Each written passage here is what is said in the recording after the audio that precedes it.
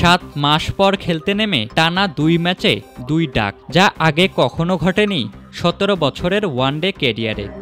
তবে 304 ম্যাচে এই প্রথমবার এমন তিক্ত অভিজ্ঞতার মুখোমুখি হলেন বিরাট কোহলি। অবিশ্বাস্য হলেও এমনটাই ঘটেছে। ওয়ানডে ক্রিকেট ইতিহাসের সর্বোচ্চ শতকের মালিক টানা 2 ম্যাচে খুলতে পারেননি রানের খাতা, আর এতেই হয়েছে বেশ কয়েকটি রেকর্ডও।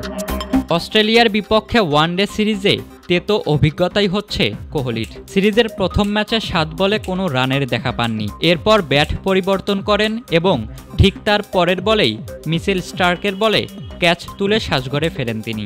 বৃহস্পতিবার দ্বিতীয় ম্যাচেও একই দৃশ্য। 4 বলে 0 রান করে লেগ বিফোরের ফাঁদে পড়েন কোহলি, আর তাতে আম্পায়ার আঙ্গুল তুলতেও বেশি সময় নেননি।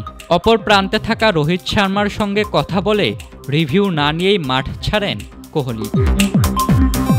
ওয়ানডে ক্যারিয়ারে এটি তার 18তম 0 রানের ইনিংস। ভারতের হয়ে এই সংস্করণে শূন্যের রেকর্ডে এখন তিনি যৌথভাবে 3-এ।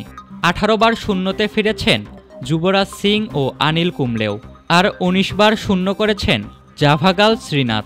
ভারতের হয়ে সবচেয়ে বেশিবার শূন্যতে ফেরার রেকর্ডটি অবশ্য ওয়ানডে ইতিহাসের সফলতম ব্যাটারের। 20 বার শূন্যতে কাটা পড়েছেন সচিন টেন্ডুলকার। এখন যে কোনো ব্র্যান্ডের পুরাতন এসি বদলে নতুন ওয়ালটন এসিতে উপভোগ করুন 25% ছাড়। ওয়ানডেতে সচিনের সেঞ্চুরির রেকর্ড ভেঙে দেওয়া কোহলি এখন ছুটছেন তার শূন্যের রেকর্ড ভেঙে দেওয়ার দিকেও। ভারতের হয়ে 3 ফরম্যাটেই শূন্যের রেকর্ড ভাঙার দিকে যাচ্ছেন কোহলি। সব মিলিয়ে তার শূন্যের সংখ্যা এখন 40টি। এখানে তিনি ভারতের হয়ে যৌথভাবে 2-এ আছেন ইশান্ত শর্মার সঙ্গে। ভারতের হয়ে আন্তর্জাতিক ক্রিকেটে সবচেয়ে বেশিবার শূন্যতে ফেরার রেকর্ডটি জাহির খানের। 43 বার এই অভিজ্ঞতা হয়েছে সাবেক এই পেসারের। 3 সংস্করণ মিলিয়ে সর্বোচ্চ ডাকের রেকর্ড অবশ্য শ্রীলঙ্কান মুরালীধরনের। 59 বার শূন্যতে আউট হয়েছেন তিনি। গুঞ্জন উঠেছে অস্ট্রেলিয়ায় এই ওয়ানডে সিরিজ হতে পারে কোহলির ক্যারিয়ারের শেষ সিরিজ। টি-20 ও টেস্ট থেকে ইতিমধ্যেই অবসর নেওয়া এই ক্রিকেটার খেলতে চান 2027 ওয়ানডে বিশ্বকাপে। যদিও সেই ব্যাপারে স্পষ্ট কোনো ধারণা দেননি নির্বাচকরা। তবে প্রথম ওয়ানডে শেষে কোহলি নিজেই জানিয়েছেন তিনি আগের থেকেও অনেক বেশি ফিট।